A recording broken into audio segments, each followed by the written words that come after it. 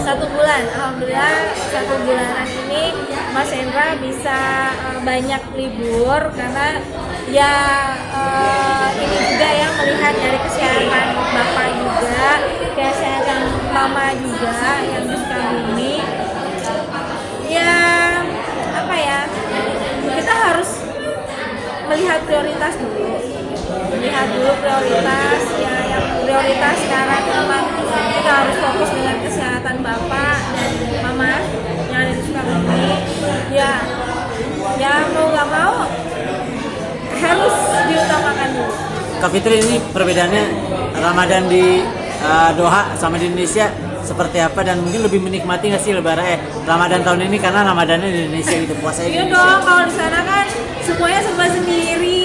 Kadang kalau ditinggal tugas sama Mas Hendra, sahurnya sendiri, buka puasa sendiri, benar-benar sendiri di apartemen, kan gak seru ya gitu, mau keluar juga takut. Dan bedanya Idul Fitri di Timur Tengah tuh lebih sepi ya? Sepi aja sih gitu. Dan gak kayak di sini yang kayaknya itu benar-benar ramai banget, ada tradisi mudik dan lain-lain.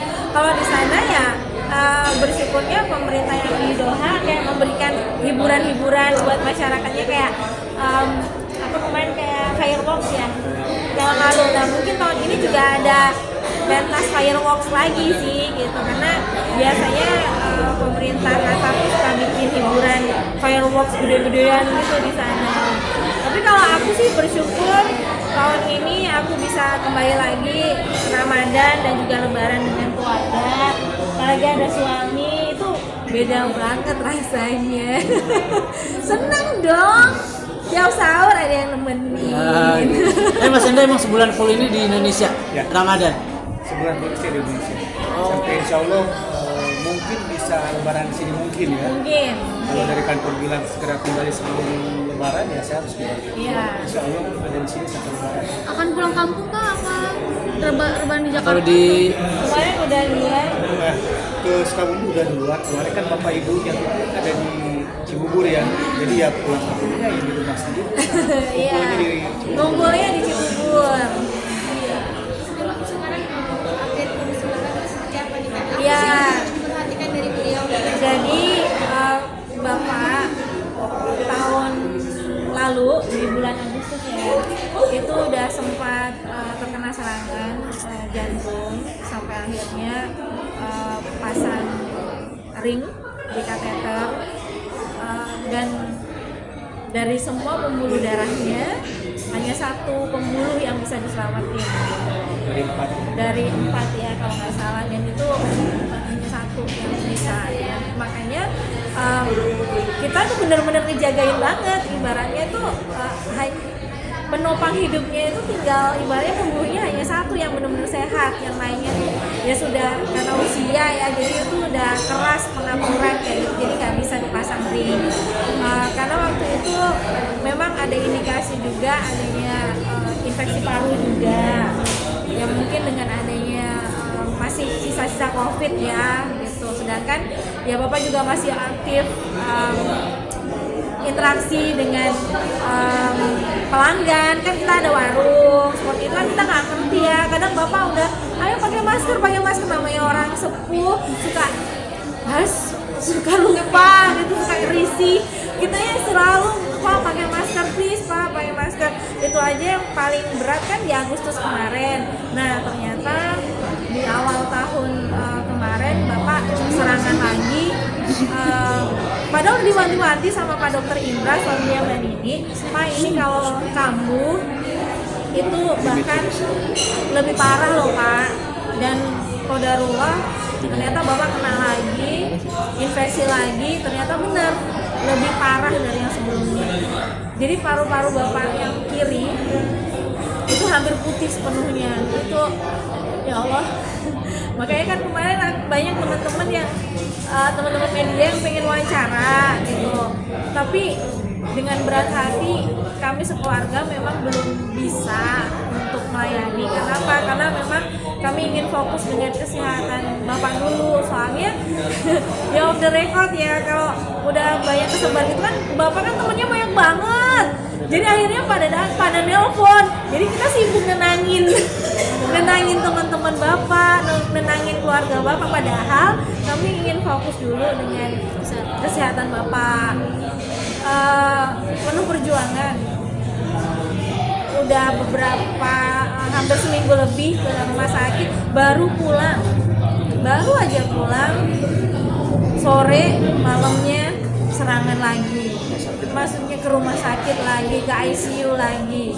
Habis itu yang kemarin di rumah sakit udah ke ICU, pindah ke kamar, malamnya serangan lagi, harus ke ICU lagi. Segenting itu dan sepanik itu keluarga. Jadi memang kami baru bisa kayak menemui teman-teman media itu memang setelah dirasa bapak sudah lebih stabil gitu. Tapi ya tetap masih harus penuh perhatian lah, harus benar-benar dijaga dan harus full standby nah.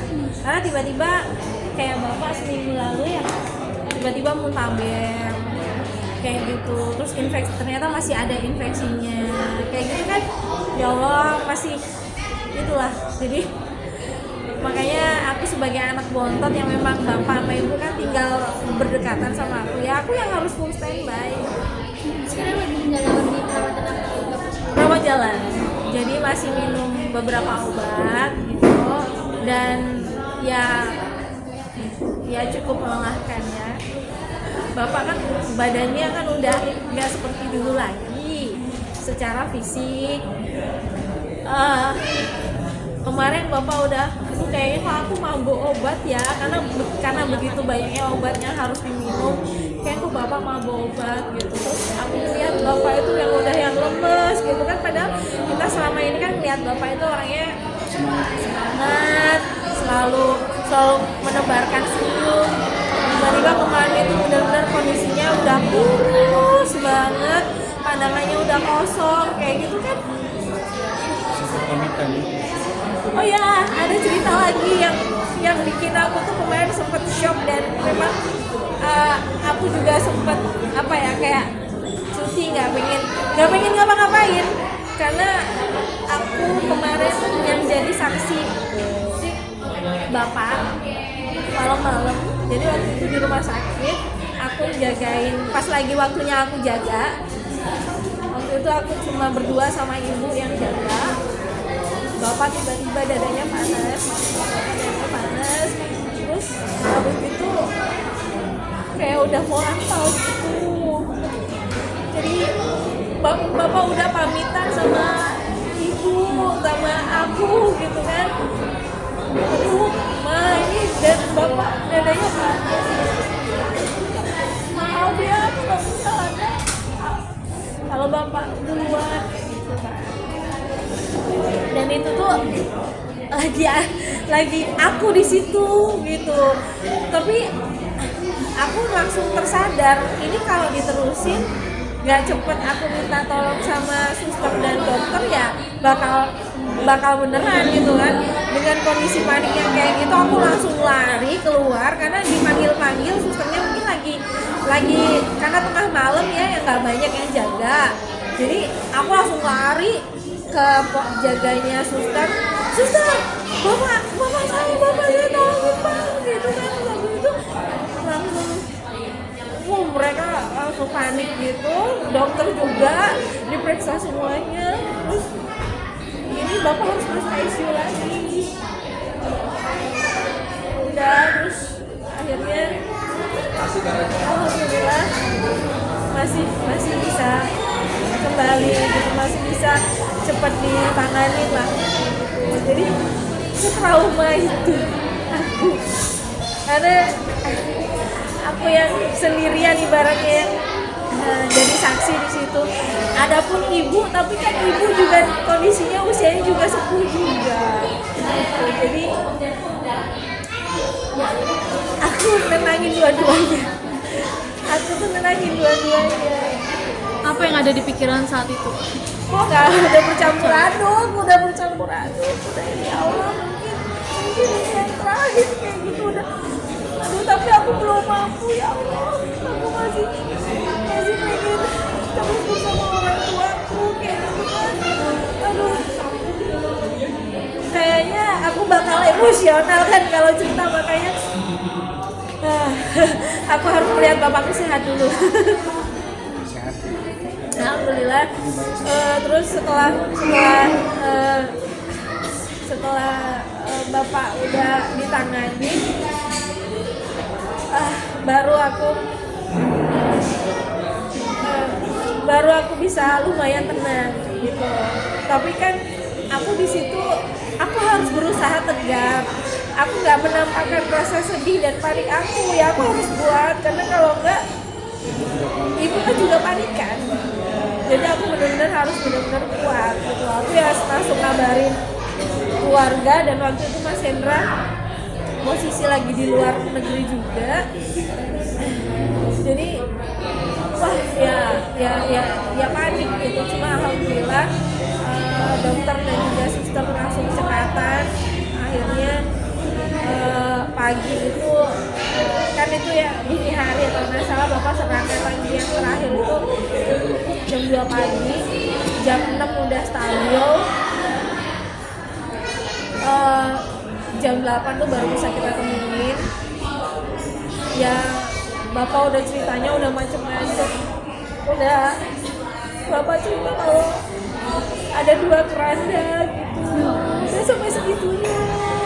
Terus yang satu itu ada isinya, yang satu nggak ada.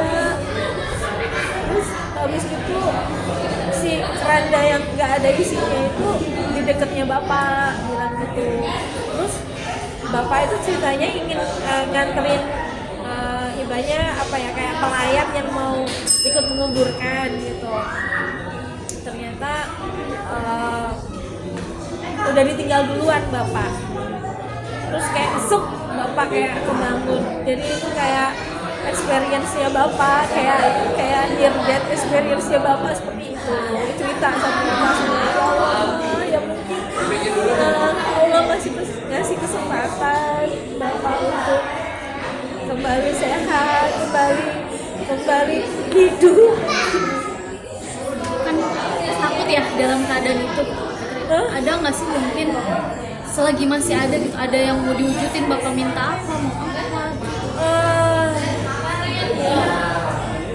Banyak pengennya pengen ngajakin bapak umroh lagi. Bapak yang minta tapi lihat kondisinya seperti ini sih belum bisa ya. Cuma bapak bilang bapak pengen banget umroh. Mudah-mudahan kalau kondisinya sudah lebih sehat bisa kita berangkat. Betul, udah lebih sehat, udah lebih stabil. Ya walaupun memang dengan pengawasan yang lebih ekstra ya, tapi ya kita pengen mewujudkan itu. Bisa dibilang Kak Fitri ini di Jakarta Iya, aku memang keinginanku memang seperti itu, karena ya bisa dibilang kondisinya bapak itu ya bukan ngepas-ngepasin ya, tapi memang pas bapak drop itu pas dalam kondisinya pas aku ada, biasanya pas Mas Hendra lagi cuti. Jadi tiap kali Mas Hendra cuti itu waktunya untuk nemenin bapak ya, gitu ya. Aku bilang sama Mas Hendra, sabar ya, kita kan diberikan ini kan surga kita, pahala kita kedepannya diberikan spesial sama Allah, kasih kesempatan untuk merawat surga kita, ya harus ikhlas. Apalagi kan selama kemarin udah orang tua kita banyak support kita, mendoakan kita, ya udah waktunya lah kita yang urus gitu. Karena ingat kalau nanti kita tua nanti kan juga posisinya pasti sama.